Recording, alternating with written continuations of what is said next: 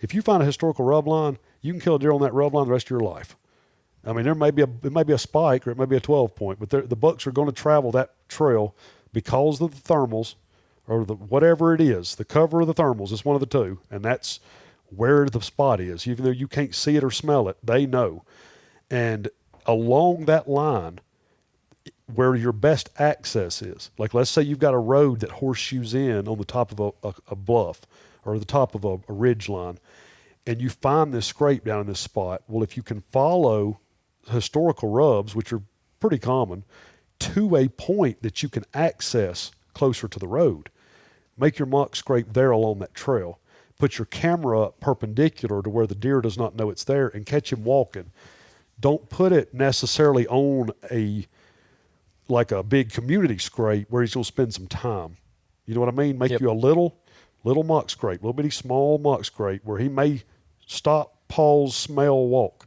You know, you don't want him looking for a camera or giving him reason to stand around in there. And you also don't want to go busting up into their community scrape and hang a camera with your scent on it.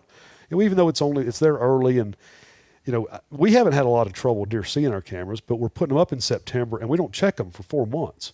So I mean, we're not even hunting the spot. You know what I mean? We're going in there. When we check that camera, if it don't have deer on it, we never go back in there again ever. It's just X. I mean, I don't care. But if it's got sign on it, you're going to get pictures of bucks. If there's scrapes in there the year before, there's going to be bucks on your camera, just no matter how big they are. Now, once we get those pictures, we never, ever hang a camera in there again. I don't care what the buck looks like. If there's a buck in there that's big enough to shoot, there will always be a buck in there big enough to shoot sooner or later.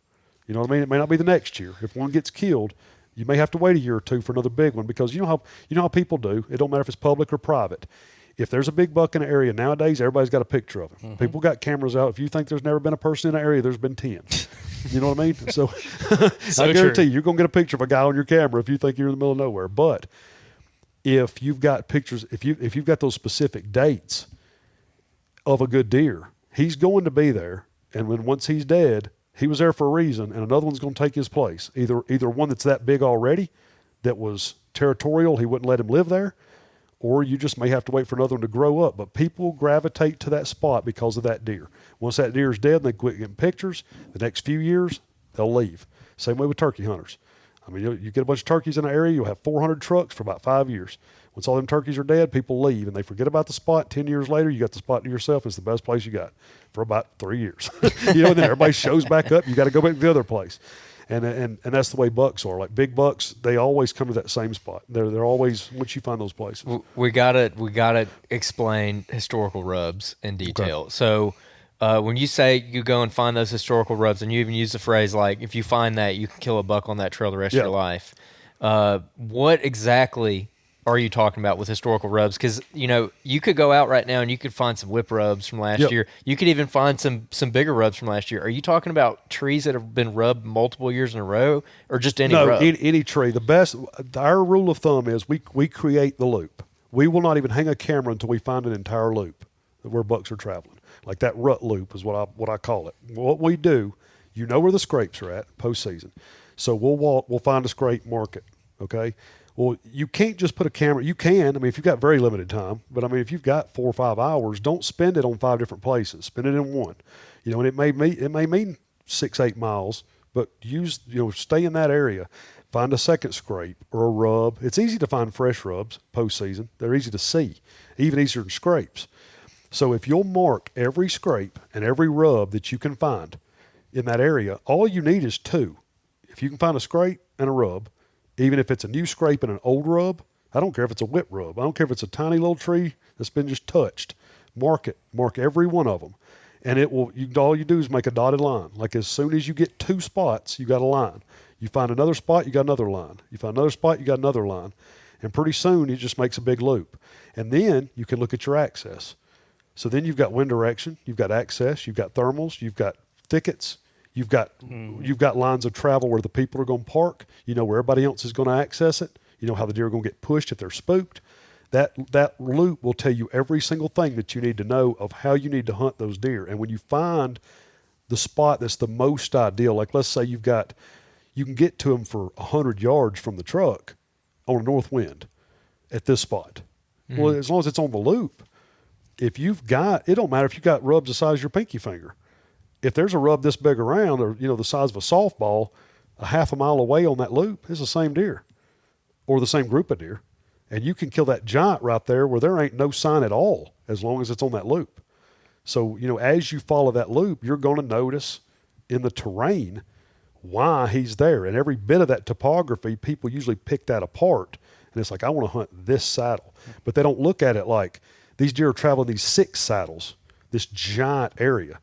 It's like if you hunt a spot, a part of that loop like that on those dates, then those deer, you're hunting a bunch of different deer in that same area, but you can pick your best spot to kill him based on those rubs. But I don't worry about the size of the rub or the age or whether they've been rubbed year after year. Now, I mean, it's a good sign if it is, but I expect it to be. Even if a tree's not rubbed twice, I 100% could go in there. Like if you find a whole bunch of old rubs that are the size of a basketball on a bunch of beech trees, for instance, if you find 10 of them from 3 years ago, the biggest deer in that whole area lived there at one point in time. He may be dead, but I promise you, if you hunt that spot, if you didn't know anything about the whole area, dates or anything, and you just sat there every day of deer season for the next 10 years, you'd kill the biggest buck of your life. You know what I mean? Like another one will be there because he was. And it don't matter how old or how new it is. If a mature buck uses a spot, then mature bucks use that spot. But all that to say too that a lot of people get caught in like a little doom loop trying to hunt buck sign, kind of like we just mentioned earlier, and they get frustrated with it. So all that to say, your confidence in the rubs kind of ties back into the trail cameras and the historical data, right? And the dates. And the dates. Like if you've got that loop, for instance, some of those loops are huge. I mean, some of them are way bigger, and I don't know that those bucks even make a full loop in a day. It may be a full loop in 2 weeks, but it may be 6 different does with 3-day estrus cycles. So you may have, if you've got 5 cameras out on one loop, which is typically what we do, we may not be hunting 10, 20 miles apart. We may have 3 or 4 spots that are 10 miles apart, but each spot has a few cameras on it on that loop. And all the deer, like let's say on the north side of the loop, you may have 4 bucks that come by there in 3 days, 4 days. Well, then if you go on the south side or wherever, there may be 2 or 3 bucks come by there 3 days, 4 days later. And it may not be the same deer. It may be 1 or 2 of the same deer, and then some other deer from the next creek system that come by there. And they kind of start, it's like if you make a circle, like that's originally when I first did this before game cameras, I took the club map and took the stands where people were killing all the bucks. And I would take pins. We had 5 years of historical data from deer that were killed. And all the mature bucks that were killed, I took just regular old push pins and a piece of cork board, laid a map down on it of our club, and I took a piece of paper and wrote the date and the stand of where these deer were killed. Well, on each date, I would just put the peg on that stand. And I just kept doing that for 5 years of data. And what I ended up with was 3 circles of pins on that map, completely across the property. And the first deer were killed November, and the last deer were killed at the end of January.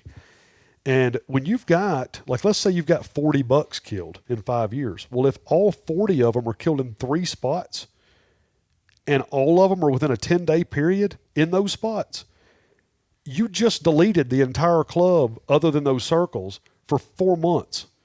I mean, you realize how much time you've wasted in the last 10 years. You look at it, it really makes you mad almost. You're like, what am I doing, But you can go to the center of those circles, and that's where the most sign is. When you go to the center, the epicenter of all of that, you will find, because usually those pins are going to either be on a food plot or on a place like the side of a pretty hillside, like somewhere that's easy to get to. And those bucks are living somewhere in the middle of that is why they're there. But sometimes what you'll end up with, is you may have, especially in bad terrain or real thick cover, you might have a circle where you've got several cameras. And these bucks may be here on one side on these dates and this side on these dates. Well, on the next creek system, you may have several other cameras with deer there on specific dates in specific spots. Well, some of those places, those circles will overlap. And you end up with 4 bucks in this circle and 4 bucks in this circle. And all of a sudden on this camera, there's 6 or 8 different bucks.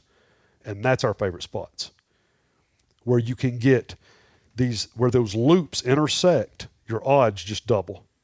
And the more of those you can find that intersect is really, that's what you're really looking for. It's like taking a great idea and doubling it, you know? Yeah, we talked about that on our terminology episode where we had again GPS data from Auburn that we got where these deer were collared on public land as well as some clubs. I think at 6 different sites across the state here in Alabama, and we broke it down, put it on a map, and made some videos out of it that are on our Patreon. And what we noticed was kind of exactly what you just mentioned. There was this big, in one particular place on a WMA, in a place that I had hunted before, which was aggravating, looking at the GPS data. I'm like, gosh, dang, I was all over these things. Right. And I never saw them. I never killed anything there. But anyways, these deer, there was a ridge that kind of divided where these 2 bucks were living. And they would both go to this ridge. And the buck that lived to the south never went to the north side of it. The buck that lived to the north never went to the south side. Right. But they would both hit that ridge. And it kind of got us thinking about, like, man, if you could find those transitional points, like where some of these like groups of deer hang out, because we talk about there being pockets of deer all the time. It's like there's a lot of deer down here, and that was in South Alabama. That's like there's a lot of deer there, right.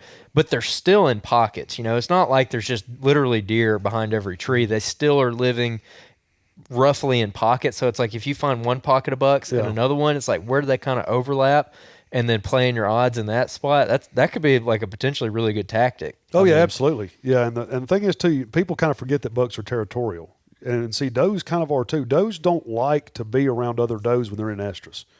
Like that's one thing I noticed at my house. Like when I put up those cameras, about a week before the bucks ever showed up, any of the bucks, all of the does disappeared. And there would be 1 or 2 feeding at a time. Whereas they were in there together every single day. You know what I mean? And all of a sudden they busted up just like a bachelor group would. But it's almost like, you know, I don't know if y'all ever hit a estrus can when a doe's walking through the woods, but it will turn them inside out. They don't like it, and they do not like estrus. Like the smell of estrus, like a lot of does, when they smell it, man, they don't like it. And a lot of times they may not blow at it, but they'll get out of there. It's almost like they don't want to get bred. It's like they know this doe's in heat, and they don't want a buck to know that they might think it's them. You know, they just don't like it. So it's like they don't stay together. Which hen turkeys, they do the same thing, very similar. And I think that what a lot of people forget about is that if you've got a bachelor group of bucks, like let's say you got a feed tree with all these bucks, well, when they bust up, there's no telling how far they're going. And then other bucks are coming to where they were at. But it's all what they know of where their does are at every year. So like bucks may be leaving, not even knowing there's does there in heat, when other bucks are going there to find does that are in heat. But at the same time, if you've got these 5 bucks, well, if you've got saddles and, you know, all these different terrains a mile away, you're going to find all of those deer in those spots. And they might be traveling that loop where their epicenter was that feed tree and a thicket that is their normal bedding area. And then these other bucks may be the same thing, the next bachelor group. So, you know, probably if you found the bachelor group's early season, you might be able to establish where the center of that circle would meet based on the exact center of those 2 bachelor groups, you know, in that area. I'm just because usually they're curious. going to stay away from each other. Like when, like a family group of bucks, like if they're in a bachelor group, they will usually be on the same camera here or there, but they won't be together. I mean, they'd be fighting. But a lot of times you won't see bucks like what you're talking about. They're in a creek. They may not go off into this other creek with these other bucks. It may be the same 5 over here and the same 5 over here. But I do think where those circles would cross. Mm-hmm. I mean, I think you could probably almost predict that if you already knew where bachelor groups were at.